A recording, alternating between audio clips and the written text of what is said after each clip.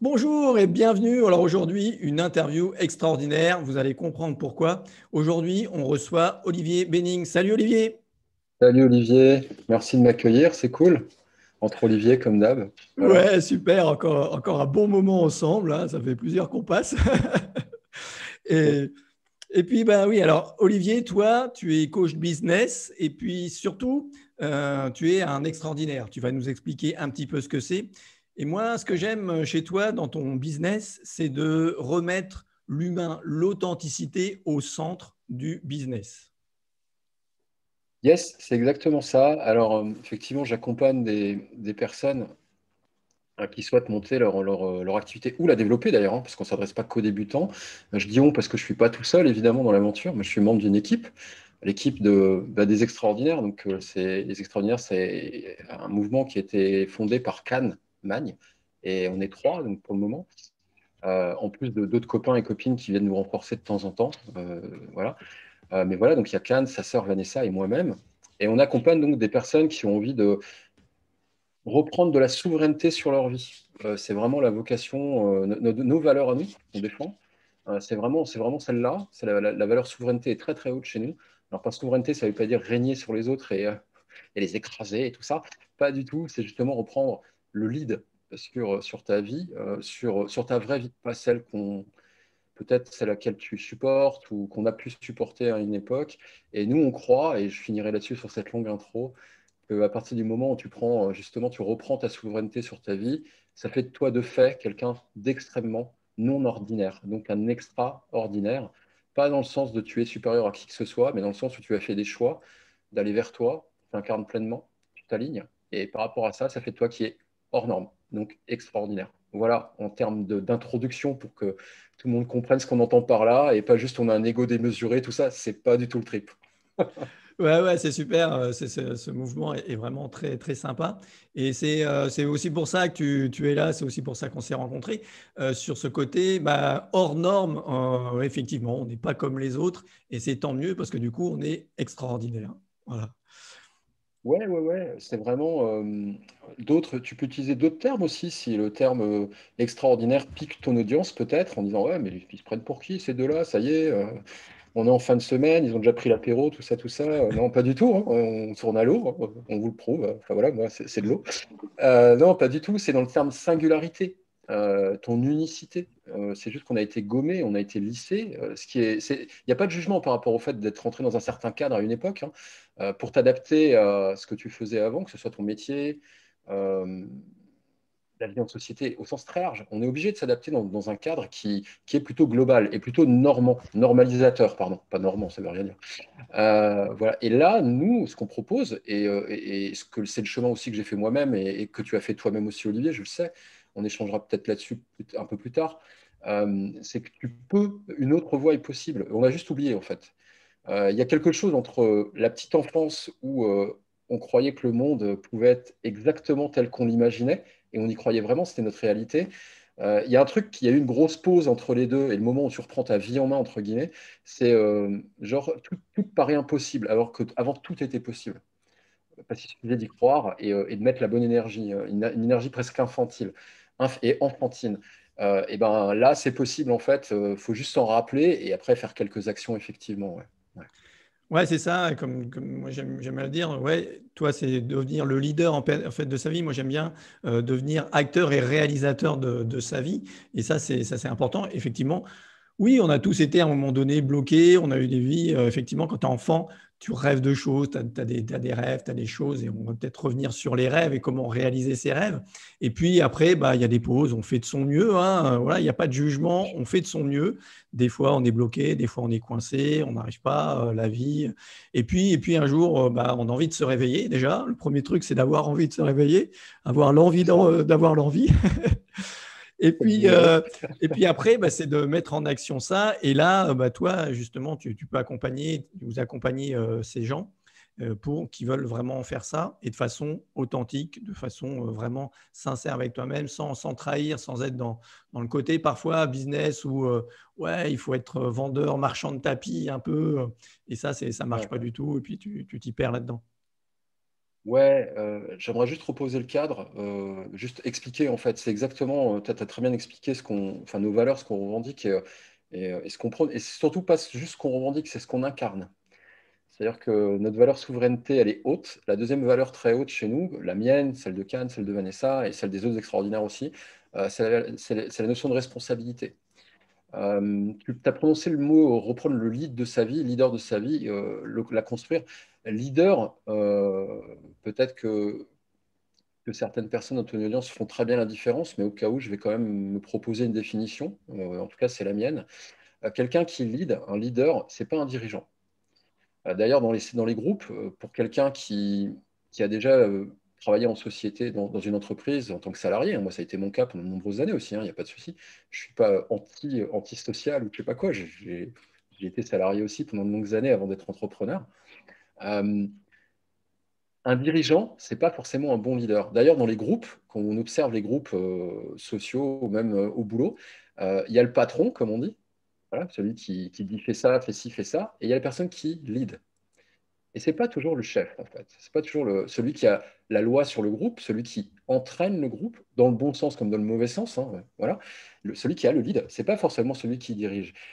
Et ça, c'est une notion à avoir, en fait. C'est vraiment quelque chose quand tu mets de la conscience dessus, c'est assez intéressant à observer, parce que tu peux t'apercevoir que même à ton niveau, toi, qui nous regarde peut-être ou qui nous écoute, que tu sois salarié aujourd'hui, ou que tu sois à la maison, t'occuper de tes enfants, ou que tu aies un projet professionnel, peut-être que tu as l'impression de n'être que tributaire de directives externes. Alors que reprendre le lead, ça repart surtout de réaligner et de prendre des directives en interne. En interne, c'est-à-dire venant de toi. Et c'est ça qu'on entend par être un leader et déjà être le leader de sa propre vie. C'est-à-dire accepter de prendre la barre déjà. C'est difficile, ça demande du courage. C'est simple, mais c'est difficile. Voilà, c'est simple, mais pas facile. Ça demande une certaine forme de courage et de ténacité. Voilà, il va y avoir un petit peu des tempêtes des fois, hein. Il va falloir traverser des peurs, hein, comme, Ouais, ouais, ouais, ouais. voilà, Traverser des vagues émotionnelles, des tourbillons des fois, voilà ce que moi j'appelle ce yo-yo émotionnel. Tu passes par des hauts, par ouais. des bas, et des fois ça chahute, hein, ouais, ouais. Et donc, mettre de la conscience dessus et aussi accepter. Et quand on dit accepter, c'est pas d'être dans une acceptation de type illumination, non connectée à la matière. C'est vraiment quelque chose de très tangible, de très matériel, en fait, de reprendre le lead et de mettre de la conscience. Et c'est juste dire, OK, voilà la situation, en pleine conscience, je mets de la conscience dessus, je vois ce qui se passe, je prends une décision en responsabilité, quelle que soit la décision. Il n'y a pas de jugement là-dessus. C'est juste, OK, j'accepte que cette situation ne me convienne pas, mais je le fais en conscience et je prends cette responsabilité. OK, c'est pas la faute des autres en fait. Et de l'autre côté, c'est ou alors je choisis de m'en extraire pour X raisons, etc. Et c'est vraiment ça, c'est le point crucial chez les personnes que nous on choisit d'accompagner, et qui sont attirées en fait par notre écosystème tout simplement et par le discours qu'on porte. Et c'est aussi ce qu'on incarne. C'est-à-dire que nous, avant même de choisir d'accompagner des personnes, voilà, que ce soit moi ou Can quand il était seul, c'est juste quelque chose qu'on a fait pour nous-mêmes déjà, avant d'expliquer à quelqu'un comment il devrait monter une boîte alors que toi-même, tu n'as jamais monté de boîte. Au ça. Nous, ça fait, enfin, moi, par exemple, moi, ça fait plus de 12 ans que je suis entrepreneur. Avant d'être coach business, j'étais designer d'expérience utilisateur. Donc, je viens du monde de l'entreprise et de l'entrepreneuriat. Donc, j'ai une petite expérience, elle vaut ce qu'elle vaut. J'ai quand même bossé avec des grands groupes, des grands comptes, etc. Mais ça fait de moi quelqu'un qui a une expérience à transmettre. Donc, quand on parle d'entrepreneuriat et de monter un business, et voilà, ben, on l'a juste fait nous-mêmes. Et surtout, on s'est cassé la figure un paquet de fois. On a fait des tonnes d'erreurs. Et c'est surtout ça, en fait, qu'on essaie de montrer et de proposer aux gens. C'est juste de dire, bah voilà, voilà toutes les erreurs qu'on a faites. Ça tombe bien, on vous a monté un programme qui vous permet d'anticiper et d'esquiver ces erreurs, de les éviter. Vous faites les vôtres, hein. C'est comme quand on apprend à faire du vélo ou à marcher, on fait les vôtres. Voilà, mais en tout cas, on met en application aussi ce que nous-mêmes on a éprouvé. Et aujourd'hui, bah, les valeurs qu'on porte et qui sont la colonne vertébrale du mouvement et surtout du programme derrière qu'on propose. Ça a beau être un programme business, il y a la vraie réalité du programme, c'est surtout un problème de transformation personnelle. Parce que pour nous, il y a pas de scission entre le pro et le perso. C'est pas possible. Comment que tu sois complètement schizophrène, c'est un mythe. C'est juste pas viable en fait.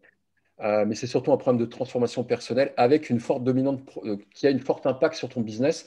Mais on a des extraordinaires aussi finalement qui sortent de nos programmes. Euh, Finalement, vendre, c'est pas la prio sur le moment. Je sais que c'est un peu étrange de le dire. Ils viennent pour ça, hein, très clairement. Ils viennent pour faire 10K, 5K, 20K par mois, comme ailleurs, pas de souci. Et au final, quand ils sont dedans, il se passe tellement de choses. Et bon, on a nos petits secrets de fabrique, voilà, il y a rien de.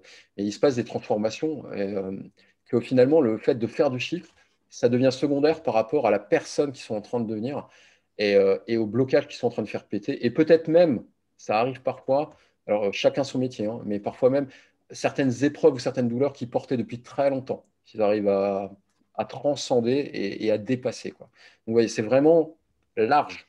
Voilà. Donc, Ouais, non, mais je plutôt pense que classique. c'est important. Et comme tu le dis, souvent on vient avec un objectif business dans des programmes comme le tien, où moi j'en ai fait. Et Bien sûr. finalement, on se rend compte, et moi les personnes aussi que j'accompagne, que OK, tu as un objectif, tu dis ce truc, OK, on va atteindre cet objectif, tu le souhaites, mais tu te rends compte que ça passe déjà par une transformation personnelle, par régler des choses à toi. Tu te rends compte que, bah oui, le privé et le pro, bah, c'est intimement lié parce qu'on n'est qu'une seule personne. Il n'y a pas 50 000. Et ça, c'est vrai que c'est important.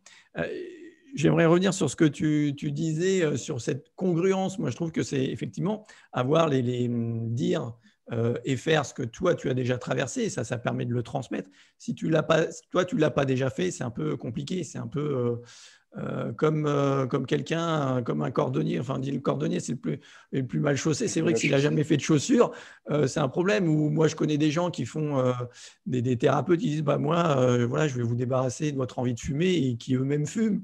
Donc, c'est vrai que quand tu le vois, tu dis bon, est-ce que c'est la bonne personne? Tu vois, il y a cet alignement qui n'est pas forcément toujours évident. Et ça, c'est hyper important dans la démarche et dans ce que vous faites. Ouais. Ouais, je voudrais juste préciser quelque chose. En tout cas, c'est ma conception de la chose et je serais ravi de t'entendre aussi là-dessus, Olivier, quoi. C'est cool. Quand je dis c'est bien, la congruence, c'est quelque chose effectivement qui fait sens pour nous aussi et on essaie d'incarner ce qu'on prône. Voilà, c'est juste être aligné, c'est juste ça en fait, hein. Tu fais ce que tu dis et tu dis ce que tu fais. Bon, voilà, c'est aussi simple que ça. Voilà, super, t'es coach, bah ouais, bravo. La grosse généralité, mais c'est vraiment aussi simple que ça. Après, c'est pas facile à tenir au quotidien, on le sait tous, hein, on est des êtres humains, donc c'est pas facile d'être tout le temps, comme dirait un des accords Toltec, que ta parole attends, c'est quoi? Que Impeccable. ta parole soit impeccable. C'est ça ce que ça entend en fait, c'est juste d'être aligné par rapport à ça. Après, ce que je ne dis pas, enfin, je n'aimerais pas que ce soit interprété comme ça, c'est-à-dire que moi, je ne crois pas que tu aies besoin d'avoir été champion du monde pour entraîner des champions du monde. Que tu sois un sportif et un spécialiste de la course, ça me paraît logique en fait, ou tu as étudié cette discipline. Par contre, que toi-même tu aies eu un titre pour forger un champion du monde, je ne fais pas partie de ces personnes qui disent par exemple dans le business, ah super, tu apprends aux personnes de faire 4 millions, est-ce que tu les as? Bah non, je ne les ai pas. Par contre, parce que ça dépend aussi de l'intensité que la personne met dans la somme de ses actions. Par contre, la pédagogie, transmettre une compétence ou une connaissance, ça, tu es capable de le faire, même si toi-même, tu n'as pas encore atteint ce niveau-là. Il y a plein de cas comme ça, de coachs sportifs, notamment, qui ont entraîné des champions qui eux-mêmes n'ont pas été champions. Non, en plus, c'était des sportifs parfois assez moyens, mais ce sont de très bons coachs ou de très bons entraîneurs. Donc, j'aimerais juste préciser ça. Parce que bah, déjà, c'est ce en quoi je crois. Moi, je forme des gens aujourd'hui qui ont des résultats. Enfin, on a accompagné des personnes aujourd'hui qui ont des meilleurs résultats que ceux que moi j'avais.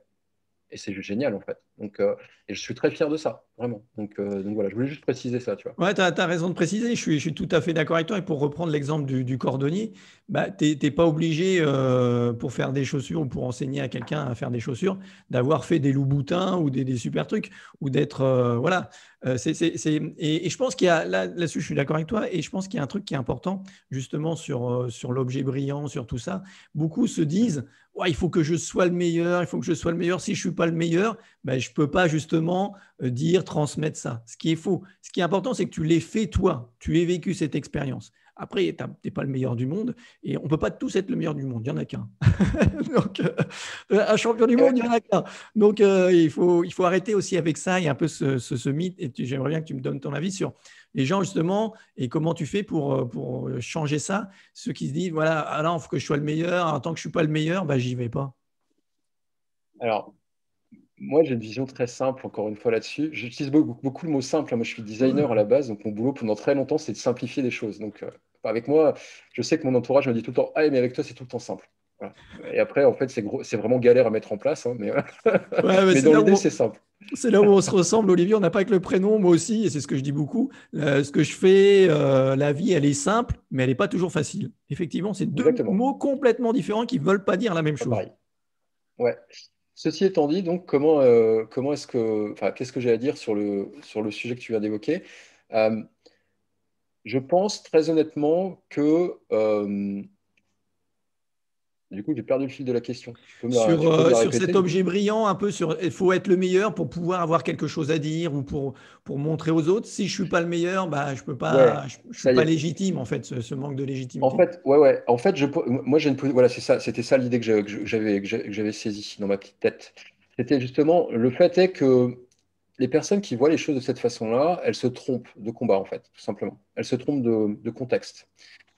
Si tu es en compétition et tu es soumis à une forme de compétition à partir du moment où tu as un business qui ressemble, ou une activité, ou un choix de vie qui ressemble à celui des autres.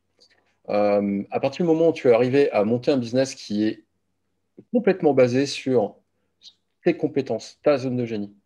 D'autres disent le super pouvoir, les capacités Mhm. spéciales, t'appelles ça comme tu veux. En tout cas, ce qui fait que tu es toi, tout simplement, basta. Ça fait que personne ne peut faire les choses telles que tu les fais. Quand on a vraiment compris ça et qu'on est arrivé à mettre en place des actes derrière très concrets, une méthode qui est ton offre, en fait, tout simplement, hein, autour de ça, la construire autour de ta compétence ultime, de ta zone de génie, tu ne peux être en concurrence avec personne. Du coup, pour rebondir, enfin pour aller jusqu'au bout de la question, tu es forcément le champion de ton monde. Il y a un bouquin qui a été écrit là-dessus, qui s'appelle Stratégie Océan Bleu, que je recommande, hein, pour tout entrepreneur. Il vous l'explique très très bien en fait. C'est une histoire de positionnement et il y a rien de comparable en fait. Vous pouvez l'observer auprès de grandes marques aussi, hein, si là vous êtes mal à l'aise avec le concept pour l'accompagnement individuel ou les coachs ou enfin, voilà, les thérapeutes, etc. Observez les grandes marques. Il y a certaines marques en fait qui sont dans un océan bleu, c'est-à-dire il n'y a pas de concurrence. C'est lié à leur positionnement et au fait qu'ils ne surfent que autour de leurs points forts. D'accord? C'est juste qu'ils ont extrêmement conscience de leur force et ils ont refusé et ils ont éludé tout ce qui était de l'ordre du point faible. C'est-à-dire tout ce qui faisait mal, ils ne le font pas. C'était l'origine, par exemple, d'une petite société qui a eu un petit succès, qu'on connaît, que vous connaissez peut-être, hein, qui s'appelle Google. À la base, en fait, ce qui était affiché dans les bureaux de Google, mais affiché, hein, donc voilà, en lettres, c'était marqué fais une seule chose et fais le bien. En plus, il y avait une double connotation à fais le bien, faire le bien. Mhm. Et Ouais, fais le bien. Il y avait, voilà. Donc il y avait tout ça. Donc les personnes qui se disent, moi, je dois être, je vais, en fait, c'est qui se disent, ah ben moi, je vais être le meilleur, je veux être le leader du marché. L'intérêt, en fait, c'est pas d'être le leader du marché, c'est d'attirer les gens vers toi. À quoi ça sert d'être le champion du monde d'une branche ou d'une niche, d'un marché donné, si au final, tu dois constamment fournir une énergie démesurée pour rester à niveau? En fait, l'idée, c'est de te créer ton propre écosystème, ton propre océan bleu, pour reprendre les termes de ce bouquin, et d'attirer les gens qui juste sont attirés par ce que tu es toi, tes valeurs, que tu n'es aussi pas toi à porter un masque ou à utiliser des techniques qui ne sont pas tiennes et en gros qui te saoulent. Et surtout, derrière, vendre ça à un prix qui est correct et juste pour toi et pour ton marché. Ça s'apprend. C'est quelque chose que moi, je ne faisais pas. Je vous l'ai dit en introduction, moi, pendant longtemps, j'ai eu une agence. Moi, j'étais dans un océan rouge parce que pendant des années, j'avais la croyance de dire il faut se battre. C'est compliqué, c'est difficile. J'ai travaillé beaucoup et j'ai beaucoup travaillé, énormément. J'étais le mythe de l'entrepreneur. Ouais, je fais des journées de 80 heures, regarde. Ouais, Ubermensch, le gars, super. Il ne manquait plus que le cap rouge et les collants, tu vois. C'était un peu ça. Sauf que je voyais jamais ma famille, mes filles, on n'en parle même pas. Enfin, tout ce qu'il y a derrière. Donc, effectivement, et j'ai mis longtemps à comprendre qu'un autre choix était possible et que je m'étais juste trompé. En tout cas, on ne sait pas ce qu'on ne sait pas. Donc, c'est pas que je m'étais trompé, c'est que je ne savais pas. Voilà. On ne m'avait pas montré cette possibilité, qu'il était possible de travailler beaucoup moins, de gagner beaucoup plus, et surtout de kiffer beaucoup plus. Mais vraiment beaucoup. Donc pour moi, il n'y a pas de compétition possible. C'est pas que je refuse la compétition. Moi, je fais beaucoup de sport, j'aime me dépasser, mais pas sous cette forme-là en termes de business, en fait. Donc, quand vous surfez d'un projet à l'autre, ou d'une méthode à l'autre, ou le syndrome de l'objet brillant, comme tu le disais, Olivier, c'est juste que peut-être que tu ne sais pas, tu te trompes de combat. C'est pas que tu n'as pas la bonne technique, c'est que tu n'es pas sur le bon ring, en fait. Tu n'es pas dans la bonne division. Tu joues chez les petits. Et chez les petits, ou en tout cas chez les médiocres, tu as besoin de beaucoup de techniques. Tu as besoin d'avoir des techniques de skills. Pas quand tu as défini ton écosystème. Médiocre, c'est pas un jugement, hein. C'est juste au sens propre du terme. C'est juste faire partie de la moyenne. C'est pas du tout, tu es plus mauvais que les autres, hein. C'est juste, tu fais juste partie de la moyenne. Et ça, en fait, c'est totalement possible de créer quelque chose où il n'y a pas, il y a pas, il y a pas test. On ne peut pas de test, comme on peut dire aussi des fois. Donc ça, c'est quelque chose qu'on est capable. Tu es capable de le modéliser. C'est pas très compliqué à faire, en fait, hein. De le modéliser et surtout de l'implémenter très, très vite pour que derrière, quel que soit le contexte, que ce soit un projet entrepreneurial ou même un projet de vie, que tu sois parce que l'entrepreneuriat, ce n'est pas non plus la planche de salut absolue pour les gens qui cherchent juste à aller vers eux. Tu peux aussi être salarié, très heureux et mettre ça en place. Il n'y a aucun problème. Mais c'est possible de le faire avec des méthodes qui sont très alignées, qui viennent de toi et qui t'aident à mieux t'exprimer plutôt que, encore une fois, te charger et te rajouter de la complexité et t'épuiser surtout. Ouais.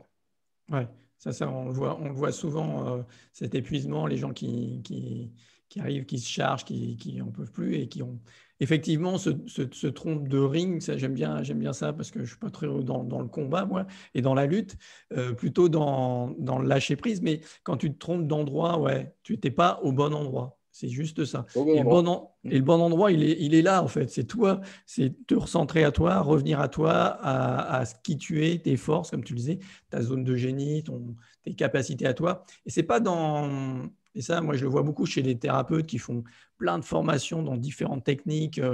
Voilà, c'est pas dans ces techniques-là, en fait, que tu vas. Parce que finalement, et je reviens à la simplicité, finalement, et aux accords Toltec, quand tu discutes avec les gens, c'est quoi le truc? Et dans tout le coaching, développement personnel et tout ça, Ouais. c'est quoi? C'est apprendre à s'aimer, revenir à soi, prendre soin de soi. Enfin, tu vois, c'est des trucs tout cons, c'est tout simple. Mais alors après, tu as plein de techniques pour faire ça. Tu as plein de techniques, tu as plein de trucs. Mais si déjà tu en maîtrises une ou deux, bah, voilà, va pas forcément plus loin. Après, tu as toi ton truc et tu vas développer ton truc à toi. Ouais, je sais que c'est quelque chose qui est ultra généraliste, mais comme tu le dis, c'est des généralités, on enfonce des portes ouvertes et tout ça. Mais, euh, mais quand on dit qu'il n'y a pas de secret, c'est juste vrai, en fait, il n'y en a vraiment pas, hein. Vous achetez un bouquin à 27 balles, vous en avez autant qu'un coaching à 4000 balles, en termes d'information. Ouais, Sauf que l'information ne garantit pas la transformation. Sinon, c'est ça. tout le monde aurait la vie qu'il veut, la femme qui veut, le compagnon qui veut, le mari qui veut, les enfants adorables qui veut, le boulot qui veut. L'information aujourd'hui n'est pas, il n'y a plus de barrière à l'entrée par rapport à l'information. On est dans, enfin voilà, on vit tous dans le même monde, on est tous connectés. On a une question à poser, on dégaine, voilà, le moteur de recherche qui va bien ou l'assistant vocal qui va bien, tu poses une question, tu as la réponse.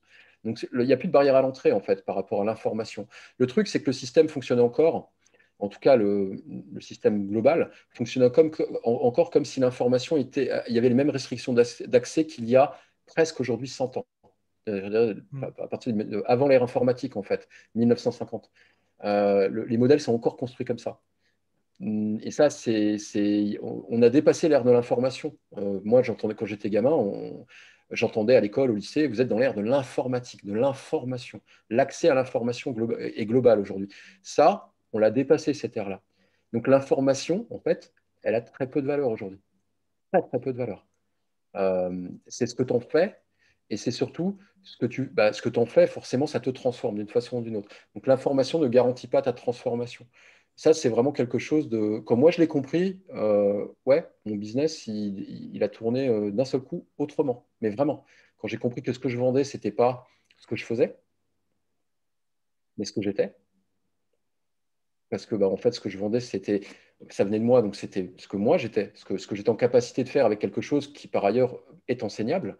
Mais c'était la façon que j'avais de le faire, en fait, qui intéressait mes clients. C'est pour ça qu'ils venaient vers moi. C'était pas forcément une question de tarif parce que j'étais le moins cher ou le plus sympa. C'est juste que c'est comme ça que je le transmettais et ce que j'arrivais à modéliser avec, à modeler avec. C'est ça qu'ils achètent au final. C'est pas du tout ce que tu fais, c'est ce que tu es. Ouais, et ça, c'est hyper important que tu parles de transformation et je pense que là-dessus, on travaille tous les deux là-dessus sur deux domaines différents mais, et finalement qui se rejoignent, mais c'est hyper important. Et l'information ne fait pas la transformation parce que regarde, tu as plein de livres, enfin, dans le développement personnel, c'est le nombre de livres qu'il y a qui finalement disent tous un peu la même chose à leur façon.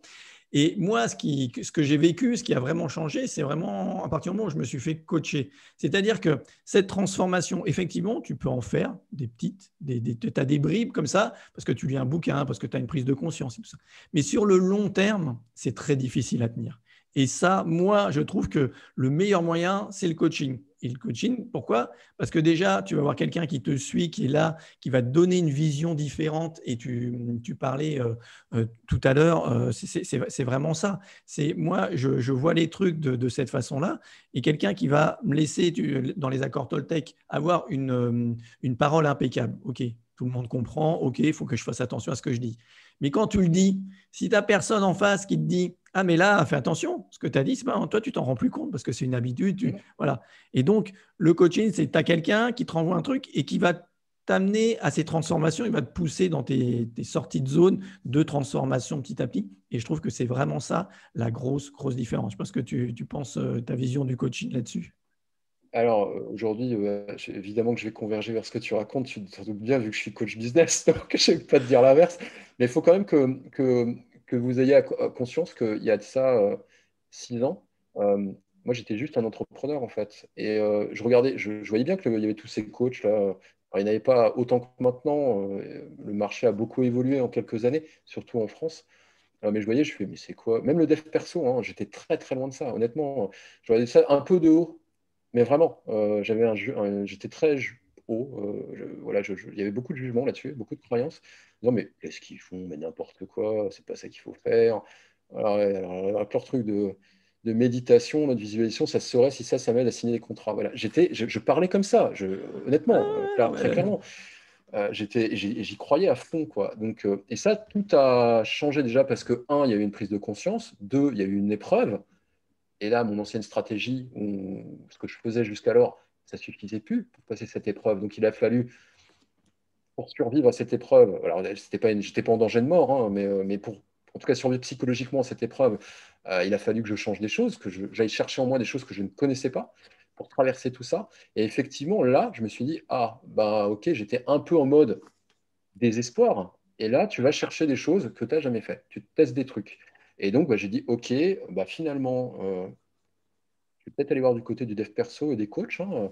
Et je suis tombé tout simplement. Alors, je suis très bien tombé en fait, parce que j'en ai pas fait 15 000, j'en ai fait un, c'est Cannes. Et aujourd'hui, bah, je travaille avec lui. Voilà, on est partenaires et c'est cool.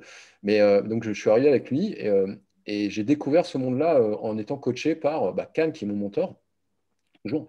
Voilà, et aujourd'hui, je travaille dans son équipe, donc c'est super cool. Mais effectivement, rien ne tient. Et pour avoir été pendant très longtemps aussi moi-même formateur, enseignant, bon là, j'enseignais le design, mais transmettre une info, c'est très différent que d'aider une personne à implémenter et à intégrer cette information pour que ça transforme une pratique ou un état, ou un état dans le sens être. Mhm. Euh, tu le vois rien que dans le sport. Il y a une énorme différence entre juste prendre un abonnement à une salle de sport. Voilà, où tu y vas et tu as accès à l'info et aux outils et avoir un coach qui te dit euh, tu mets pas trop d'intensité là, enfin qui te hurle dessus en disant allez, tu peux encore la faire. Enfin voilà, voilà, c'est toute la différence. Et c'est aussi, tu disais tout à l'heure, on ne voit pas les choses. Moi, je dis souvent aux personnes qu'on accompagne, en fait, c'est tout bête, c'est un peu comme notre nez. Le nez humain, ton cerveau a appris à ne plus le voir parce que sinon il masquerait ton champ de vision. Donc tu ne le vois pas, il est là. Alors là, je me vois parce que je suis devant la caméra, mais je dis tout le temps que la personne, toi Olivier, tu connais mieux mon nez que moi. Ouais, c'est Et sûr. c'est pareil en fait avec nos défauts et nos faiblesses, ou en tout cas avec, comme tu le disais, un accord ou une vérité enfin, qu'on a acceptée ou un enseignement. On dit, bah, j'essaie de l'accepter du mieux que je peux. Ah ouais, mais tu vois, dans tel contexte, là, tu t'en rends pas compte. Mais là, tu es encore prisonnier peut-être d'un ancien schéma. Là, bah, là, tu fais pas de ton mieux, par exemple. Tu crois le faire, mais là, c'est une histoire que tu... Et ça, tu peux pas le voir en interne. C'est comme le nez. Nos yeux, on ne peut pas le voir. C'est quelqu'un d'extérieur qui est capable de le voir, effectivement. Et donc, un accompagnant, on appelle ça comme vous voulez, le coach maintenant, mais quelqu'un qui t'accompagne. Dans mon ancien milieu, on appelait ça des consultants aussi, hein. Ça existe. Voilà, il n'y a pas, il y Ouais. a pas que des consultants informatiques, mais voilà quoi. Ouais, non, c'est ça. Et puis, moi, ça me fait repenser aux psys, en fait, qui, quand ils doivent, enfin, pour être formés, ils doivent être eux-mêmes suivre une psychothérapie, être accompagnés par quelqu'un. Et voilà. Et les coachs moi, j'en connais quelques-uns, des coachs hyper connus qui gagnent énormément, mais ils se font toujours coacher. Parce que ça, Toujours. c'est une construction de ton cerveau. Effectivement, tu ne vois pas ton nez. Et donc, les trucs, au bout d'un moment, tu changes des choses, tu transformes des choses, mais il y a toujours des choses que bah, tu ne vois plus parce que Tu vois pas. t'as pas la bonne vision, tu n'as pas le bon angle. Et de se faire coacher, de se faire accompagner, ça permet de voir cette nouvelle vision et surtout de changer, parce qu'on change, et toute notre vie, on change. Hein. Notre corps, il change, nos Bien pensées sûr. changent. Mais surtout, c'est les faire durer, de faire ça durer, en fait. Et que ça soit une habitude, que ça devienne ta routine. Et là, on va peut-être parler justement de ces routines gagnantes, en fait, et pas s'enfermer dans les routines qui te plombent, mais vraiment dans les routines qui te font gagner et qui te font avancer, qui te permettent de transformer. Ouais, la routine, c'est quelque chose c'est une bonne chose. Alors là, on va péter une croyance, ou en tout cas, c'est peut-être pas une croyance, mais en tout cas, c'est quelque chose qu'on entend beaucoup. Ouais, la routine, c'est la mort du couple. Ouais, la routine, moi, j'aime pas la routine, je m'ennuie très vite, tatati, tatata. Alors, je respecte. Pour autant, c'est pas ce que dit, la science. Petit 1. Voilà. Voilà, votre cerveau fonctionne pas comme ça, le mien non plus. Tant qu'on est un être humain, voilà. À moins que vous ayez muté vous-même, et dans ce cas-là, on ne fait plus partie de la même espèce. C'est possible. Après les Mais pour le extraordinaires, il moment, y a les extraterrestres. les extraterrestres, voilà, ou alors c'est comme dans les X-Men, les gens qui se développent voilà, des mutants, tout ça. Peut-être. Mais en tout cas, en ce moment, moi, c'est pas mon cas et les gens que je côtoie, c'est pas le cas. Euh, L'être humain est routinier par définition et par essence. Notre cerveau humain fonctionne de cette façon-là. Il a besoin de schémas, de routine. Tout ce qui n'est pas routine est menace. Et ça, c'est pas de la psychologie, c'est biologique. Notre cerveau fonctionne encore le reptilien. Et là, Olivier, tu vas pas me dire l'inverse, je pense. On a encore, nous-mêmes, Homo sapiens, on fonctionne encore comme à l'âge quand on vivait dans les cavernes. Et notre système enfin, notre système de détection, en fait, merde, comment il s'appelle déjà? Réticulaire. Réticulaire. Bon, bref, voilà, ce qui fait que tu scannes en fait une pièce, par exemple. Pour le cerveau reptilien, il n'y a que deux modes. C'est fuite ou vie. Donc mort ou vie, en fait. Est-ce que c'est comestible, manger ou être mangé? Donc tout ce qui sort donc évidemment que ton cerveau fait tout, mais absolument tout, pour que tu restes dans un cadre maîtrisé et routinier, dans un truc où on maîtrise, on voit où sont les menaces, on voit où sont les gains, on aime ça, on te bonifie, tu as même des sécrétions qui sont dans ton cerveau qui t'apportent de la dopamine, de l'endorphine, de la sérotonine. Enfin voilà, tout ça, c'est des choses c'est des hormones, c'est du bien-être, c'est de la drogue, tu te shootes en fait. C'est généré par ça, c'est l'hormone de la récompense aussi. Tout ça, c'est généré. Donc, on est conçu de cette façon-là, très clairement. Donc, tout ce qui est routine, c'est une excellente chose et ton cerveau te récompense pour ça. Aller à l'encontre de ça, c'est aller à l'encontre de comment tu es conçu. Ça, c'est déjà, quand on met de la conscience là-dessus, il y a déjà une chose. Alors maintenant, quand on a conscience de ça, au quotidien, c'est vrai, moi je le fais, hein, j'ai une routine, on a des routines et on propose des routines aussi aux personnes qu'on accompagne.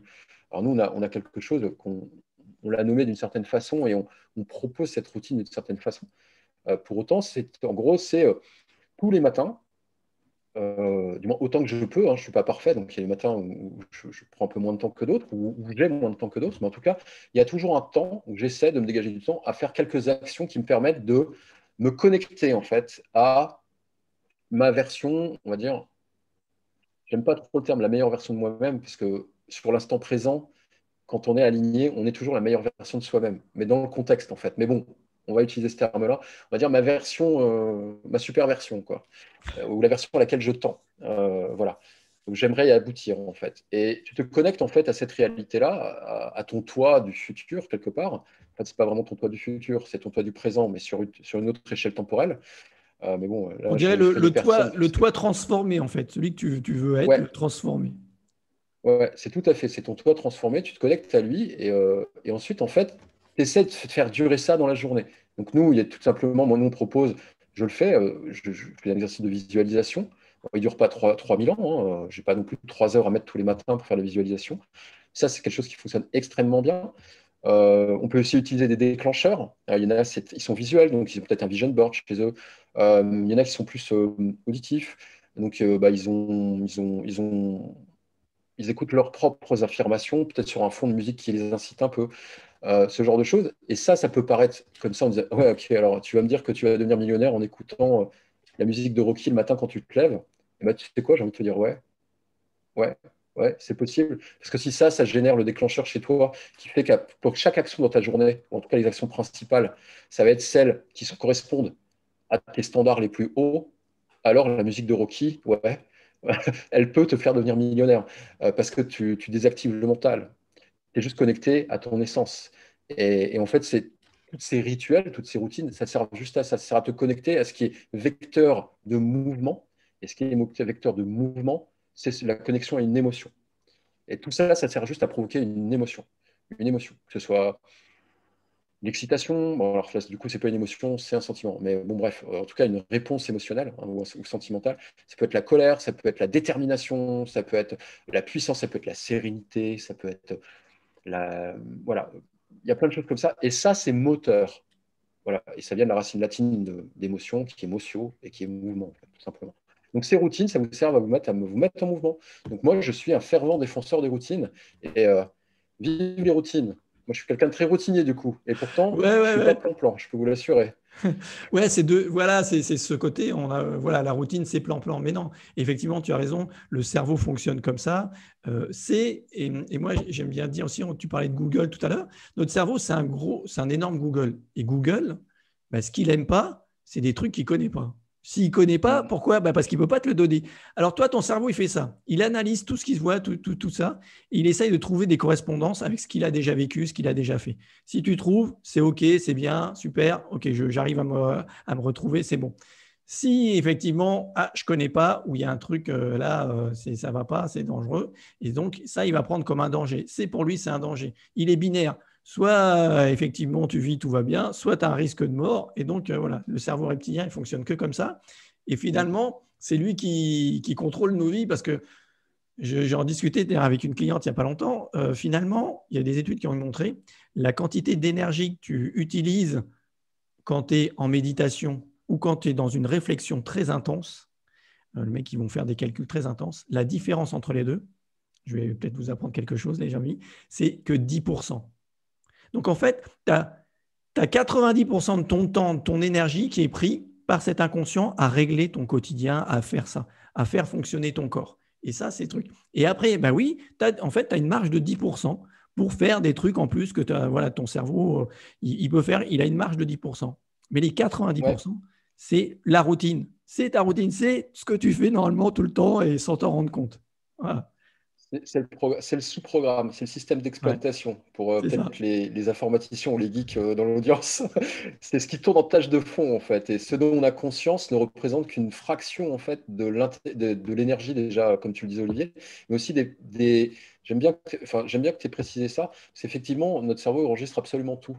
Sauf que notre cerveau n'est pas en capacité de traiter consciemment l'intégralité des informations. Même là, dans notre échange, il y a tellement de choses qui est capté, enregistré, qu'on buggerait en fait, on exploserait dans l'interne. C'est traité en tâche de fond. Et c'est vraiment qu'une toute petite partie, une toute petite fraction qui est portée à notre conscience, donc sur laquelle on a une réflexion. On a une capacité de réflexion, on va dire, de type classique, de type je prends une idée, j'y réfléchis, je la manipule, je en tire des conclusions, des conséquences, ça motive ou pas, j'ai envie d'aller faire les courses au final, ah bah non, j'irai demain. Vous voyez, ça passe vraiment des choses aussi classiques que le quotidien jusqu'à des choses un peu plus poussées en disant est-ce que je monte un business, est-ce que je déménage à l'étranger, bref, ça peut aller, voilà. Mais c'est vraiment qu'une toute petite fraction. Donc, quand on a aussi compris ça et qu'on l'accepte, on se dit, ah, mais attends, c'est intéressant ce qu'il vient de me dire, ce qu'ils viennent de me dire les Oliviers, là. Parce qu'en fait, tu es en train de me dire que la majeure partie des choses qui, au final, dictent ma conduite, mes motivations, mon passage à l'action, ce que j'ai envie de faire ou pas, c'est des choses dont je n'ai pas conscience. Donc, au final, si j'en ai pas conscience, ça veut dire que mon mental, bah, c'est pas lui qui dirige. C'est ce qu'on appelle l'intuition. c'est ce qu'on appelle le sixième sens, ou enfin, vous appelez ça comme vous voulez, mais c'est juste une réalité, en fait. En fait, vous êtes drivé par des choses que vous n'avez même pas conscience. J'ai lu, il n'y a pas si longtemps que ça aussi, un bouquin sur neurosciences, etc. Il y a vraiment des expériences qui ont été faites, enfin des mesures qui ont été faites en imagerie cérébrale qui prouvent qu'au moment où où l'être humain prend une décision, donc en fait c'est le reptilien qui prend, enfin c'est un peu plus complexe de ça, mais je vais simplifier. On va dire que la prise de décision est liée à une émotion. Donc on va dire que c'est le reptilien qui a décidé si tu allais faire un truc ou pas. Il y a un décalage et ça a été prouvé par imagerie cérébrale, hein, alors c'est de l'ordre du millionième, de la micronième de seconde, mais il y a un décalage. C'est-à-dire que tu as déjà pris ta décision en interne avant même de le savoir. J'ai bugué, moi, quand j'ai lu ce truc. J'ai fait, attends, tu es en train de me dire que quand je décide de mettre ce t-shirt, je le savais avant moi-même. Je pose ça là, vous réfléchissez à ça 5 secondes.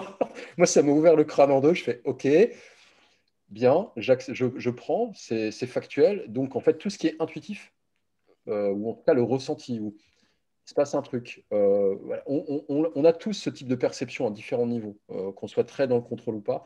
Quand on commence un peu à lâcher prise par rapport à ça, justement, quand on parle de lâcher prise, pour moi, en tout cas, j'interprète comme ça, mais là, j'aimerais beaucoup avoir aussi ton interprétation, parce que tu es, quand même vachement Alors, plus avancé que moi là-dedans. C'est vraiment, pour moi, c'est se connecter à ça, c'est se connecter à ce qui nous lead, en fait, à ce qui nous dirige pour de vrai, et à plus lui faire confiance et à désactiver le mental. Voilà, moi, c'est ce que j'ai conclu, en fait, aujourd'hui. c'est ça. En fait, nos décisions, elles sont prises par des émotions, par notre cerveau archaïque. Et après, notre raisonnement ne sert qu'à justifier ça. Tu justifies, c'est tout. Et je vais te donner un exemple. Là, j'ai une copine d'entrepreneur. Elle me disait, ah, tiens, je veux changer de voiture, j'ai envie de prendre j'arrive pas à dire, Range Rover, je veux ça. Et je lui dis, mais pourquoi tu veux ça? Et là, elle raisonne. En fait, ça l'a fait kiffer. Elle a trouvé que voilà, la voiture était belle. Enfin, elle a café là-dessus. Elle n'avait pas vraiment. Elle dit, ah ouais, mais t'es plus haut, c'est plus confortable, tu vois, voilà. Elle me donne des justifications. Mais en fait, la décision, et tu le sais, quand tu choisis un truc, tu as un truc. Oh, putain, ouais, ça c'est génial. Voilà. Ah ouais, mais bon, j'ai pas l'argent, ou je sais pas, ah ouais, mais ça va peut-être pas, puis la couleur, machin. Non, mais tu sais déjà, tu sais.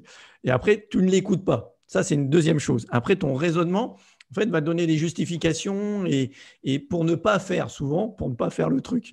Parce que quand tu écoutes ton intuition, quand on écoute ton émotion, ça me fait kiffer, bah, j'y vais, je le fais, et voilà. Et quand tu ne l'écoutes pas, eh ben là, tu vas dans ton raisonnement, tu fais, ah bah non, pas toi. Et elle, c'est ce qu'elle m'a dit. Ouais, pas tout de suite la voiture. Ouais, mais je vais attendre encore un peu et tout. Bah non, attends pas. T'as les sous, tu peux. Bah vas-y.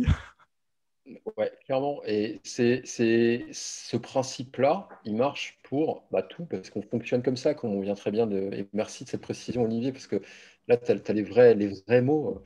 Voilà, ça marche pour le business, c'est exactement la même chose. Quand on a compris ça, en fait, que l'être humain n'est pas un être rationnel, mais rationalisant, c'est-à-dire qu'on justifie a posteriori, comme tu viens très bien de l'expliquer, quand tu tentes de monter un business et surtout de concevoir une offre, notamment une offre de gamme, comme nous on l'apprend à nos clients, donc à vendre quelque chose, un accompagnement, un programme, et il y a aussi des produits des fois, hein, mais plutôt plusieurs milliers d'euros. La barrière du mental, elle est très haute, hein, quand on a nos clients qui eux-mêmes présentent leur offre à leurs propres prospects, et où tu dis, bah voilà, mon accompagnement va coûter 6 000 € pour 3 mois. Bah, la première fois en fait, que tu entends ça, si tu n'es pas du tout dans le milieu, tu te dis, pardon? Vous pouvez répéter, s'il vous plaît? Combien? Donc là, il y a le mental en fait qui fait barrière clairement. Alors que peut-être la personne, c'est la bonne personne pour t'accompagner. La valeur en fait des choses est complètement décorrélée en fait du factuel. C'est vraiment ça en fait. Et ça, c'est pas de la manipulation. C'est juste comme ça que fonctionne le cerveau. Et dans le terme business, c'est apprendre aussi juste à utiliser bah, le comportement humain bah, tel qu'il est pour mettre en avant ce que tu sais faire de mieux, c'est-à-dire ton offre. Parce que on n'est pas, nous, on ne forme pas enfin, on forme pas, on n'accompagne pas des gens qui sont malhonnêtes. On accompagne des gens qui sont alignés, éthiques et qui veulent avoir un impact sur le monde. Alors, ça peut paraître comme ça, ouah, alors c'est bon. Alors là, les pays des bisounours, on est bien, les utopiques, tout ça. Mais on peut avoir un impact sur. C'est leur impact sur le monde, mais en tout cas, leur ambition, c'est celle-là. Et oui, ils vont changer des choses. Nous, on est très fiers en fait d'accompagner des personnes qui ont cette conviction-là et qui font bouger des choses, qui aident vraiment ces personnes. Et ça, justement, apprendre à packager en fait cette offre-là, c'est juste mettre une solution qui est idéale pour quelqu'un, un prospect, en termes marketing, on appelle ça un prospect, mais c'est juste quelqu'un qui a vraiment besoin de ce que toi, tu sais faire. Il n'y a que toi qui sais le faire de cette façon-là. Elle a besoin de ça. Ça va résoudre un problème qui est énorme dans sa vie, mais vraiment énorme. Et ça a une certaine valeur. Et ça a une juste valeur. Est-ce que ce serait juste, je te pose la question, gentille audience, et à toi aussi, Olivier, si tu veux rebondir là-dessus, est-ce que ce serait juste si demain, quelqu'un avait une baguette magique et réglait le plus gros problème dans ta vie et que ça coûte, selon toi, et si tu mets derrière en disant ah bah oui, c'est pas cher, je vais acheter, est-ce que ce serait juste si tu vendais ça 17 euros? En admettant que tu as la capacité de régler la faim dans le monde, est-ce que ce serait juste Bon, régler la faim dans le monde, c'est un mauvais exemple, il faudrait que ce soit gratuit. Mais est-ce que si tu es capable, par exemple, de régler l'image, enfin, ton regard dans la glace, ton miroir, le fait que tu te détestes peut-être parce que, voilà, je veux dire, tu as peut-être un trouble du comportement alimentaire ou ce genre de choses. Est-ce que ce serait juste pour toi que ça, donc c'est quelque chose qui te bloque dans ta vie, est-ce que ça vaut 17 euros? Ouais, non, mais, et je suis tout à fait d'accord avec toi. Je vais l'illustrer par un exemple de ma cliente de ce matin ou des fois des clients. Moi, effectivement, je travaille sur les phobies, sur les blocages émotionnels et les gens, des fois, ils ont ça pendant, voilà, ma cliente 20 ans, depuis 20 ans, elle a ce problème-là. Et les gens, quand tu leur dis, mais quelle valeur ça a pour vous? Ah, bah, c'est inestimable, c'est machin. OK. Et maintenant, vous êtes prêt à payer combien? Ah, bah, moi, je sais pas, bon, bah, 100 euros. Ta vie, elle vaut 100 euros. Euh, Tu vois, il y a un truc qui ne va pas là dans ton cerveau. C'est pas aligné. Comme on dit, c'est pas aligné. Et ça va pas. Et alors, je reviens sur ma cliente de ce matin. On fait le deuxième rendez-vous, la deuxième séance.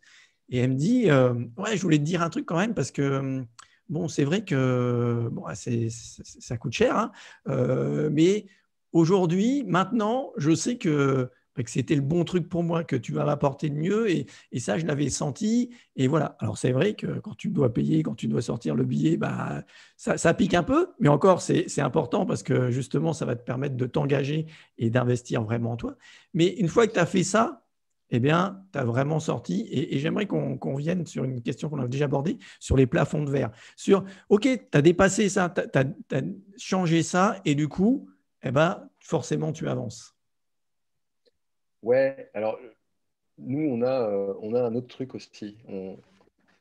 On parle de plafond de verre, donc ça, on y connaît, ça vient, voilà, personne s'intéressant au développement personnel, ou ayant lu deux, trois trucs, ou des vidéos, a entendu parler, fait ça veut croyances limitantes et plafonds de verre. Donc effectivement, les transcender, les dépasser, les péter, c'est génial. Sauf que si au final, le sol sur lequel tu poses tes pieds, lui, ne s'élève pas en même temps, tu seras tout le temps en fait, en train de faire un effort. En fait. Et tu l'auras peut-être fait une fois, mais tu auras plus de mal à reproduire. Et le but, encore une fois, et ça fait écho à ce qu'on disait au début de l'entretien, le but, en fait, c'est aussi d'installer des routines, mais aussi des routines de performance. C'est-à-dire que ta norme au quotidien, ce soit au niveau de ce que tu es arrivé à faire avant qu'une seule fois. Et ça devient ta norme. Et nous, on appelle ça élever le plancher d'acier. C'est-à-dire que c'est bien de péter le plafond de verre, mais c'est aussi bien de monter tes standards. Donc pour nous, élever ces standards, c'est monter ton plancher d'acier. Pourquoi? Parce qu'en fait, tu n'es pas tes plus hauts standards. Ce que tu aspires à être, quelles que soient tes aspirations, etc., ce n'est pas ce que tu es là sur le moment. Sur le moment, moi, ce que je suis devant vous, je suis mes standards les plus bas. Je suis mes standards les plus bas. Je suis ce que je tolère. Aujourd'hui, je suis ce que je tolère. Et mon action au quotidien, via les routines notamment, c'est avec bah oui, de la visualisation, de la méditation, des lectures aussi, ce que j'ingurgite aussi, je choisis aussi mon environnement, ce que je me remplis, etc. Ça m'aide à quoi? Bon, à m'instruire, c'est cool, j'adore ça, j'aime bien apprendre, c'est génial. Mais j'en fais quoi de tout ça, moi? Bah, ça m'aide juste à élever mes standards. C'est-à-dire que en dessous de ça, c'est mort. Dans ma réalité, ça n'existe pas. Et donc, ça vous apprend aussi à être beaucoup plus bienveillant avec vous. Et j'en viens avec ta cliente qui peut-être a envie de s'acheter son Range Rover, si elle a les moyens. En fait, ça, pour elle, c'est élever ses standards. Il n'y a pas de jugement hein, sur la façon d'élever ses standards. Tu aimes acheter des belles choses, des objets de luxe, rouler en Porsche, fumer des cigares, etc. C'est OK, il n'y a aucun problème. Si ça correspond à tes standards et à la mauvaise, enfin, pardon, à la plus haute version que tu estimes, il n'y a pas de jugement par rapport à ça. C'est ta version. En tout cas, tu mets de la conscience dessus. Et ça, c'est essentiel. Mais élever ces standards, c'est fondamental parce que ça t'évite tout le temps de tomber, d'avoir cet effet yo-yo, justement. Alors qu'on peut peut-être avoir dans certains traumas quand ils sont traités partiellement. Mais ça, c'est pareil en business. C'est-à-dire que tu as une activité, tu l'as fait décoller, tu cartonnes. Quand tu es dans ton système, par exemple, dans un programme d'accompagnement et quelques mois après, parce que tu es encore dans le mouvement, et d'un seul coup, parce que tu n'as pas élevé tes standards et que tu n'es plus dans un écosystème qui te porte, okay, que ce soit dans un mastermind, dans un groupe d'entrepreneurs, etc., tu vas redescendre et tu vas avoir beaucoup de difficultés à réémerger. Tout ça parce que ton niveau, lui, ta moyenne, tes standards les plus bas, tu les as pas élevés. Ton plancher d'acier, c'est pas élevé avec toi. Donc, et ça fait ce que nous, on appelle des entrepreneurs étoiles filantes. C'est-à-dire que tu les vois 3 4 mois sur le web, etc. Et après, tu les vois plus. Et tu sais pas. Voilà. Donc, élever ces standards, ça fait aussi partie Ouais, des principes, quoi. j'aime beaucoup ce principe de plancher d'acier. Et c'est vrai que c'est complètement ça. Et dans le business, c'est effectivement, c'est toujours ça. Tu as un chiffre d'affaires et puis il commence à monter, il commence à monter. Que tu débutes, que tu aies un client ou que tu en aies 10, au début, tu as l'habitude, bah, j'ai un client par-ci par-là. Parce que moi, par exemple, j'ai commencé en plus de mon boulot, eh ben, le soir, le week-end, je faisais client. Bon, ben voilà. Eh ben, j'avais ma petite routine, hein, on en revient. Ah, mes quelques clients, voilà. Et puis après, bah, tu montes, tu passes à 10, tu passes et tu montes. Et puis voilà, ton chiffre d'affaires, il monte. Et effectivement, après, ton standard, il est là. Et pour toi, ça devient normal. Ça devient, bah ouais, c'est comme ça, quoi. Et c'est exactement ce que tu expliques. Et ça, je pense que c'est important comme notion que les gens, que mon audience l'allait, de les plafonds de verre. OK, viser la lune, hein, comme certains disent. Ouais. Mais aussi, toi, bah, élève-toi, monte dans le gratte-ciel, monte, et tu verras que tu seras plus près de la lune. Et c'est vraiment ça qui est le plus difficile, parce que c'est ça qui demande justement des routines. Parce qu'élever ces standards au quotidien, ça veut dire mettre en place des choses qui te permettent de faire des actions qui sont inconfortables, des petites actions, hein. C'est vraiment des petites choses, mais au quotidien. C'est qu'est-ce que je lis? Est-ce que je me prends du temps? Est-ce que si j'ai envie de faire du sport, je vais préparer mon sac parce qu'il y a des fois, j'ai juste pas envie d'y aller. Mais est-ce que la personne, ta version transformée, est-ce que elle raterait une seule séance de sport? Est-ce que elle raterait, je sais pas moi, un seul épisode d'un podcast qui t'inspire beaucoup? Est-ce que elle raterait ce moment où tu vas peut-être t'aérer ou méditer en pleine nature? Voilà, non, en fait. Et c'est tout le temps un conflit interne. Il y a tout le temps ton ancienne, ta version la plus basse il y a une citation, une légende indienne, je sais plus, je l'ai plus en tête, mais qui dit il y a deux loups en nous. Hmm. Et c'est nous qui choisissons lequel on nourrit, en fait. Je sais plus, j'ai l'image en tête, mais je connais plus le mythe, donc je serai incapable de vous la réciter. Mais c'est vraiment ça, il y a vraiment deux loups en nous. Et par rapport à tes actions au quotidien, tes petites actions, hein, chaque choix que tu fais, en fait, ça nourrit un loup, l'un ou l'autre. Donc, ça fait partie, Ouais. c'est une autre façon, une autre forme d'expression d'élever ses standards, en fait. Ouais. Moi, j'ai un autre truc, ouais, c'est le loup blanc ou le loup noir, lequel tu nourris. Et moi, je reviens sur les émotions parce que c'est ça, en fait, tes loups, ce sont juste tes émotions. Pour moi, Ouais. on est binaire. On est comme les Jedi, en fait, hein. Voilà, Star Wars, c'est génial. Tu as le côté obscur et tu as le côté lumineux. Lequel tu choisis?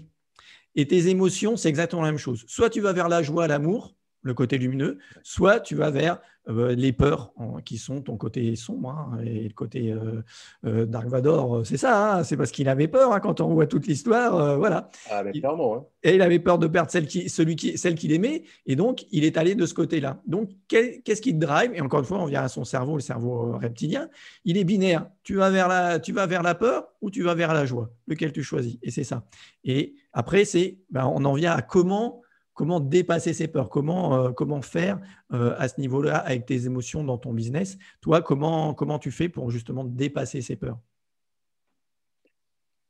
Déjà aujourd'hui, je suis tellement immergé, et grâce à cette routine, en fait, nous, il y a un truc, bah, la routine que nous, on implémente s'appelle la légende personnelle. Donc, c'est quelque chose qui est un mix entre la visualisation et l'automotivation, hein, quelque part.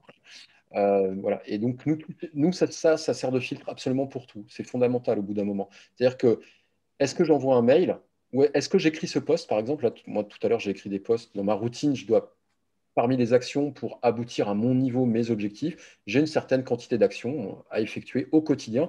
Et mon plancher minimum, c'est que je sois de bonne humeur, malade, déprimé, dépressif, enfin, je suis plus dépressif depuis longtemps, mais en tout cas en bad, voilà, voilà, etc. Quoi qu'il arrive, il y a un minimum, il n'y a pas une journée qui passe sans que je fasse ce minimum. Ben, ça, c'est mon plancher d'acier. C'est quoi qu'il arrive, je fais ça au minimum.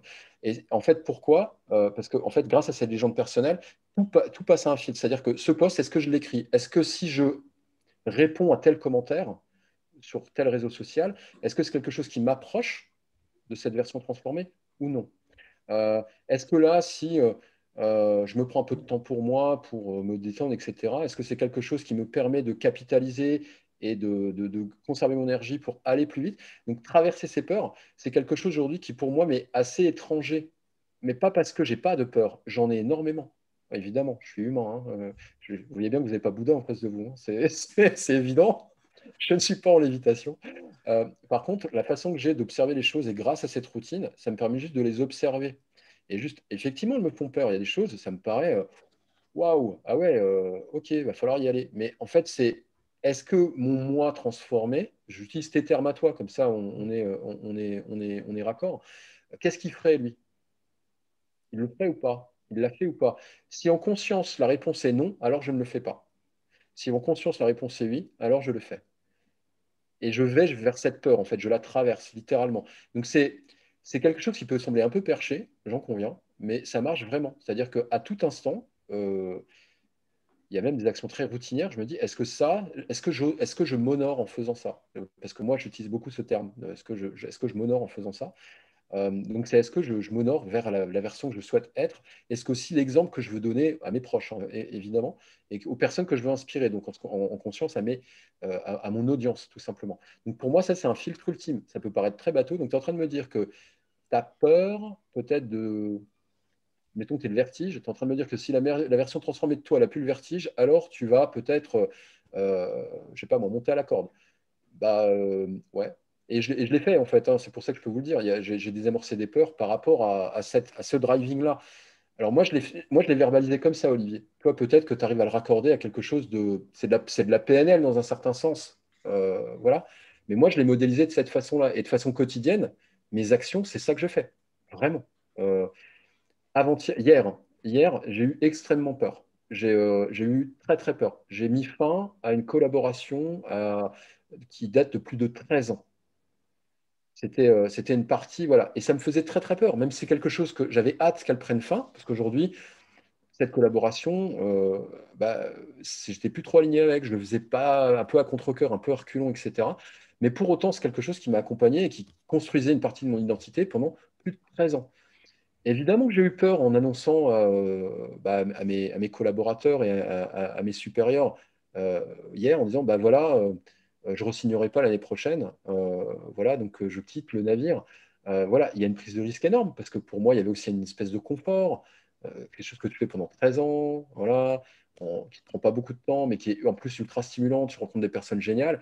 Mais aujourd'hui, si je veux complètement être aligné avec euh, bah, mon rôle au sein des extraordinaires et être complètement congruent aussi par rapport à la mission ma mission auprès de ces personnes-là et ma mission de vie en fait, je ne peux plus être en grand écart entre deux mondes. C'est pas possible. Donc j'ai eu cette peur-là et je suis allé, je me suis dit, comment est-ce que l'Olivier du futur, l'Olivier transformé, appréhenderait la situation? Voilà, et ben j'ai pris 3 grandes respirations avant. Ça, c'est quelque chose que tu recommandes aussi. Voilà, j'ai vraiment mentalisé, j'ai vraiment préparé cet entretien en disant, OK, ça va bien se passer. Voilà, et j'ai pu leur annoncer en conscience, et ça s'est extrêmement bien passé, mais vraiment bien. Voilà, ça s'est ultra bien passé.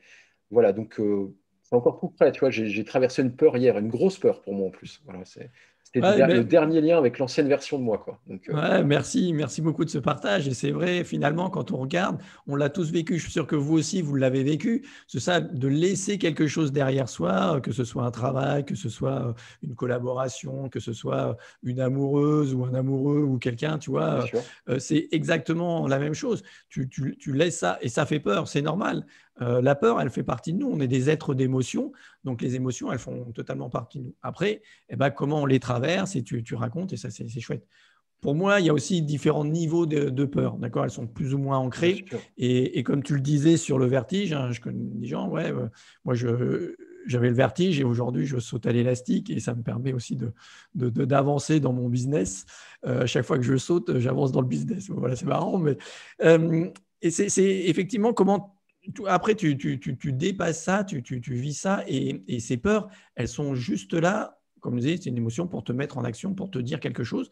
Voilà, c'est un peu, il faut le voir aussi comme des GPS. Elles t'indiquent où tu veux aller. Et si tu as une direction, c'est toi, c'est ton moi transformé, eh bien, forcément, tu vas aller vers cette direction parce que le GPS, il te pousse là-dessus, quoi. Comme on le disait tout à l'heure, hein, choisissez qui vous voulez nourrir, quelle version de vous vous voulez nourrir, hein, quel loup vous voulez nourrir. On peut utiliser toutes les images qu'on a partagées avec vous tout à l'heure. Ça relève du choix et ça relève de la responsabilité. Moi, lorsque j'en ai pris conscience, j'ai aussi arrêté de dire ah bah, c'est les éléments externes qui drivent ma vie. Ça, si des éléments externes drivent ta vie, c'est parce que tu le veux bien. Je sais que ça pique quand on l'entend la première fois. En disant, dis donc, t'es gonflé, toi, je te connais pas. Je balance sur YouTube et tu es en train de me dire que c'est de ma faute si ma vie, ou si C'est de la merde. si je suis dans la galère. Voilà, si je suis dans la galère en ce moment, tu es en train de me dire que c'est de ma faute. T'es gentil. T'as pas ma vie, tu as l'air un peu confortable là, de l'autre côté de l'écran, etc. Je répète ce que j'ai dit. Si tu as la vie que tu as, c'est ta responsabilité. Ça ne veut pas dire que tu es fautif des circonstances qui t'ont mis dans cette position. Pour autant, tu es responsable de ce que tu en fais. Et j'ai moi-même eu des épreuves difficiles comme tout le monde. Voilà, ça, c'est vraiment, si tu trouves ça trop impérieux comme vision, dis-toi juste dans ce cas-là que tu as toujours la possibilité d'être aux commandes, en fait, et que ce serait injuste pour toi-même de laisser quelqu'un piloter ta vie.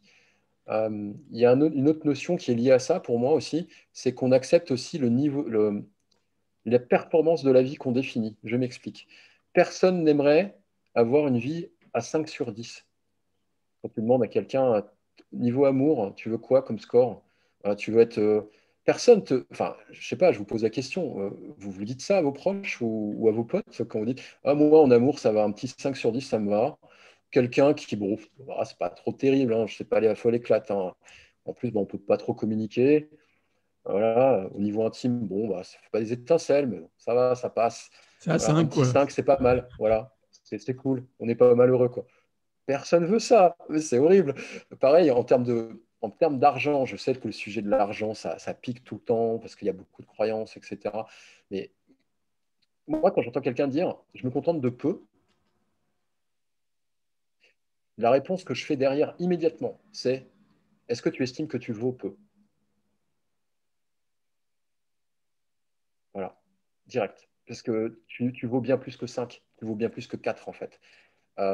Tu vaux bien plus que 3.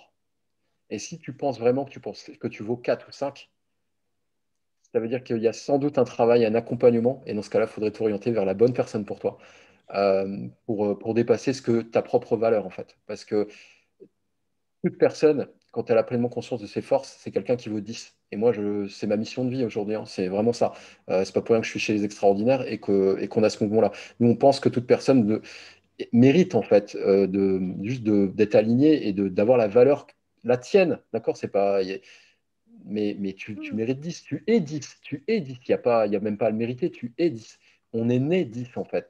Si toi tu vois 5 et si tu te contentes de 5, le problème, c'est pas ta relation à l'argent. Le problème, c'est ta relation à toi-même. Donc voilà. Donc cette moyenne, c'est quelque chose d'extrêmement important pour moi. C'est mon combat, hein, honnêtement.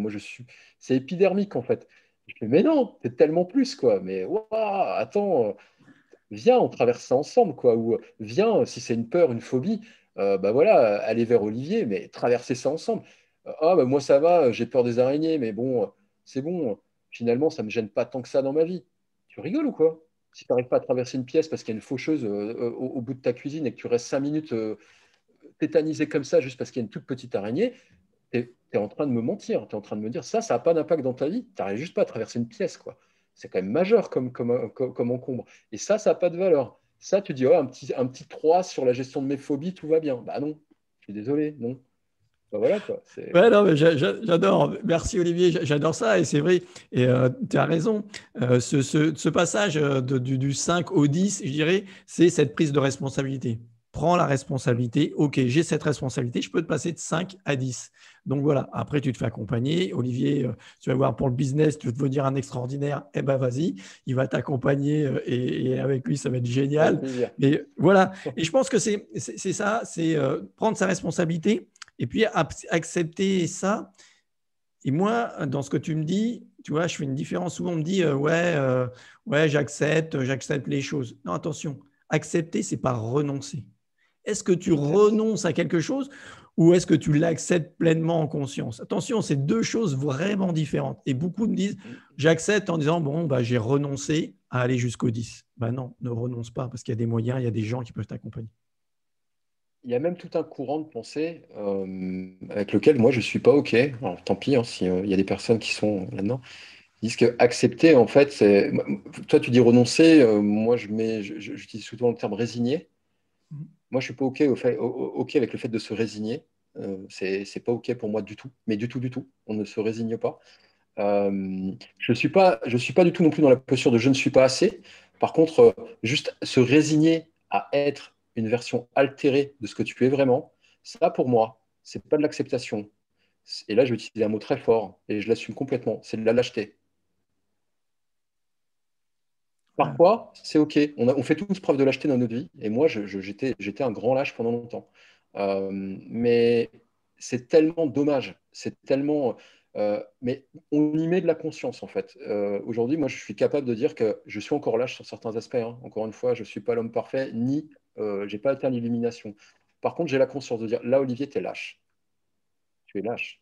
Accepte de voir cette lâcheté. Accepte-la.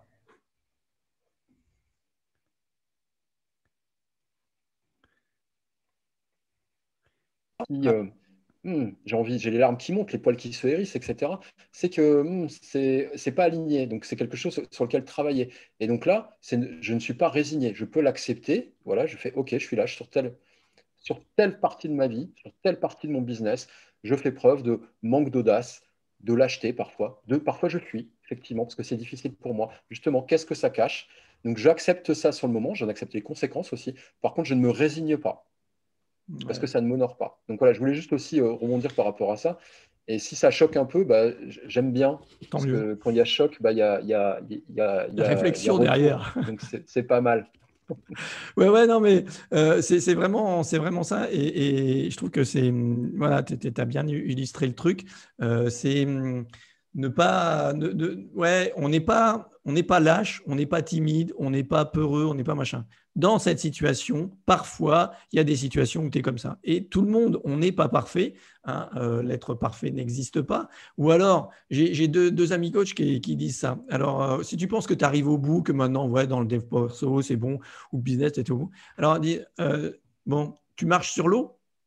Non? Bon, bah, t'es pas encore arrivé, hein.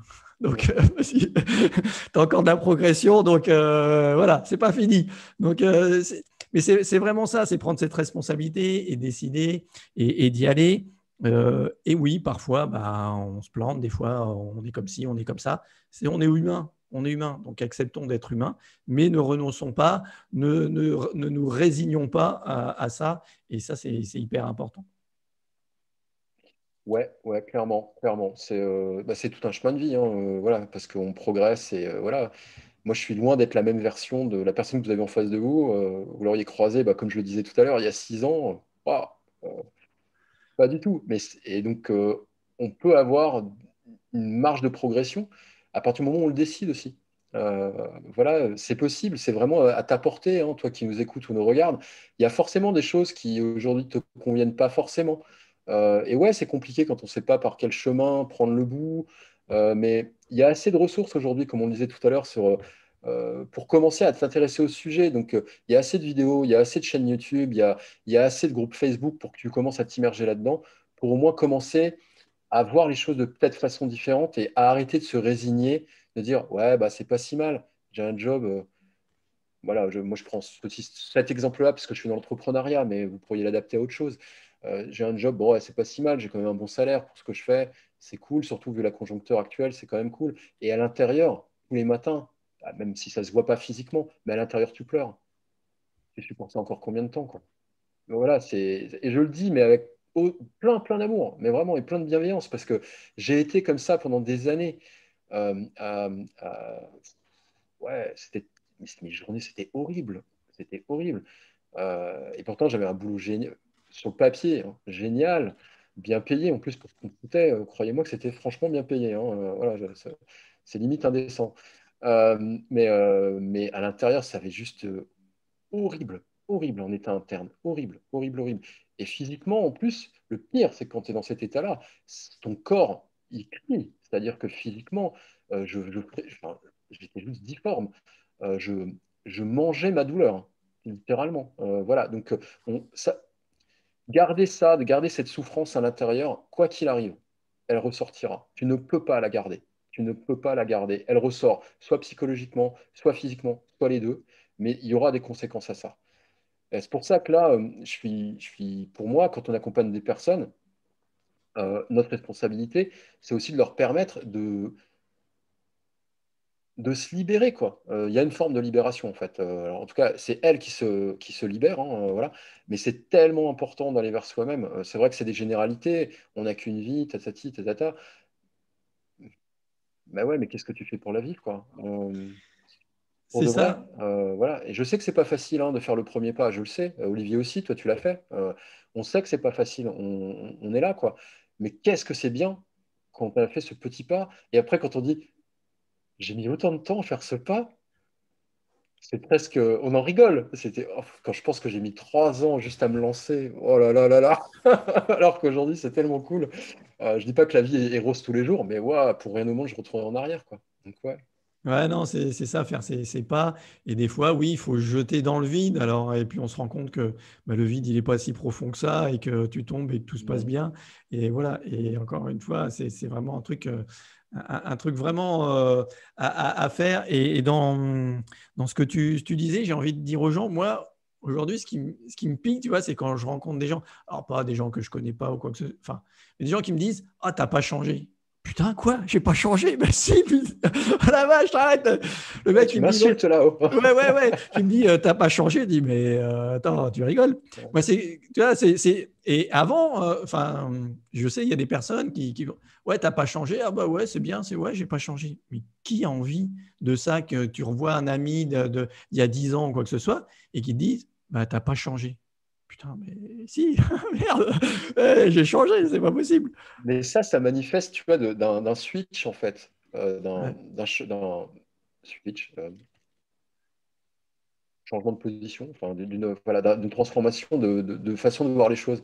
Euh, Dans l'écosystème d'avant, le non-changement, ou tu vois le faux non-changement, parce que voilà, tout évolue tout le temps et tout est en mouvement, voilà, qu'on veuille ou non. Voilà, mais en tout cas, le non-changement normatif, le fait de ne pas changer, c'est un compliment. Parce qu'on est sur quelque chose de rigide, non soumis, on va appeler ça le chaos, mais c'est pas vraiment le chaos, en tout cas au mouvement, en tout cas. Euh, et donc, c'est un compliment. Alors que quand toi, tu as pris ta vie en main, ou tu as lancé ta boîte, ou euh, tu t'es lancé dans une activité, voilà, enfin bref, ça a transformé quelque chose, mais tu n'as surtout pas envie qu'on te dise, hey, tu es exactement la même personne que j'ai vue il y a 5 ans, alors que tu faisais pas de sport, tu faisais pas gaffe à ce que tu mangeais, et tu te couchais à n'importe quelle heure. Non, mais tu déconnes, j'ai révolutionné ma vie. C'est un chantier. Voilà, quoi. C'est un peu comme des fois, bah, quand tu sors de chez le coiffeur et que personne te dit que tu es allé chez, tu sais, que tu dis non, ça va, tu as la même tête qu'avant. Ouais, je suis allé chez le coiffeur quand même, regarde. C'est un peu cette notion-là, quoi. C'est pour faire la Ouais, ouais, c'est bataille. ça. Mais c'est vrai parce que le changement, ça fait peur. C'est normal. Ça, c'est un truc aussi encore Ouais, archaïque parce que exactement. ben, notre cerveau fonctionne avec des routines et il n'a pas trop envie de changer. Et le changement, ça fait peur, c'est normal. Mais en même temps, comme tu dis, c'est dans ce mouvement, dans ce changement, dans cette transformation que tu avances, que tu te libères de plein de choses. Et on sait que tous les deux, la notion de liberté est importante et c'est une valeur importante pour nous. Donc, et cette autonomie aussi, parce que de ce changement, de cette transformation, c'est aussi que toi, les gens qui nous écoutent là deviennent beaucoup plus autonomes, que ce soit dans le business, avec tes émotions ou quoi que ce soit, c'est hyper important.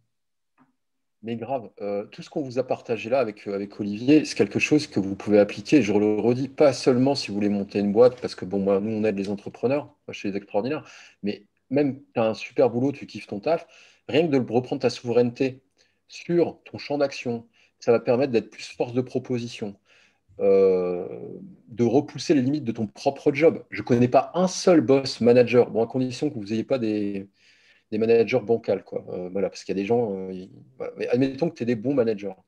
Voilà, ils vont adorer ça parce que tu vas être une force énorme pour ton entreprise.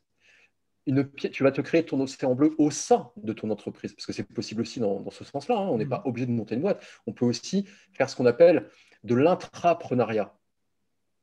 c'est-à-dire créer ou étendre ton propre ou créer peut-être le poste de tes rêves au sein de ta propre boîte. Ça, c'est marrant, je le vois assez rarement sur le web en fait. Il faut forcément quitter son boulot. Alors bon, nous aujourd'hui, c'est ce qu'on on accompagne les gens qui ont fait ce choix-là, c'est OK.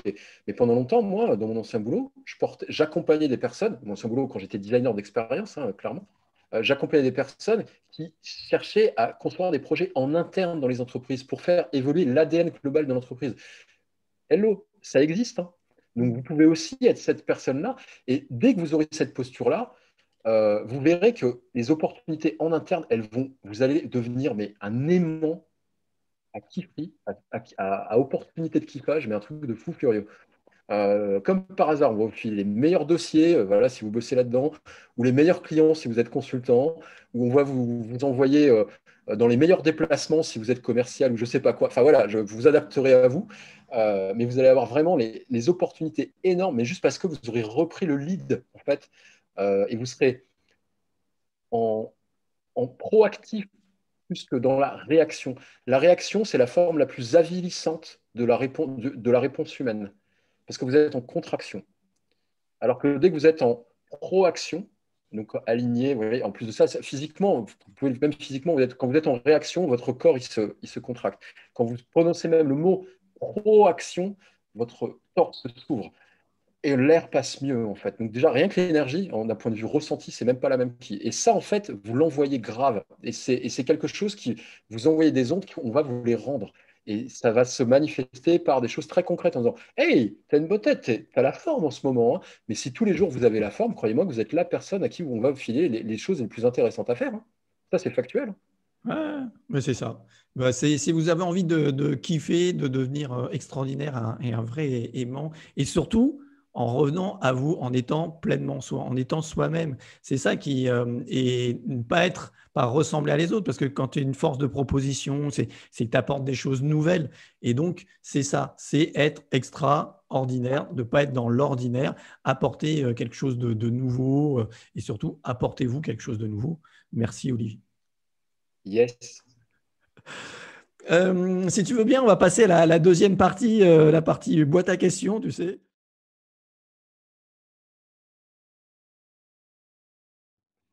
C'est parti, Olivier, je suis prêt. 3 mots pour me décrire.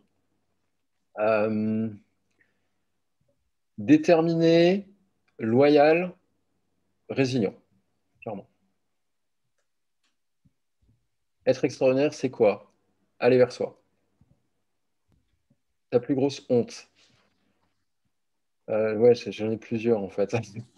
Laquelle je dis en public? Laquelle? Ma plus grosse honte, qu'est-ce que c'était? Ouais, j'ai encore un gros sentiment de culpabilité par rapport à ça. Quand je suis sorti de l'armée, il y a de ça très longtemps, parce que je fais partie des gens qui ont fait leur service national, et j'ai même après été militaire aussi, tout ça, mais c'était une autre vie. J'ai eu un petit boulot d'intérim où je devais distribuer les prospectus, et j'ai été lâche, pour reprendre ce qu'on disait, et j'ai tout pété dans une benne à ordures. Mais comme je suis pas très malin, euh, mon employeur a porté plainte, je suis passé au tribunal, et du coup, j'ai été condamné pour ça. Et je suis pas très fier de ça, ce qui est normal. Voilà.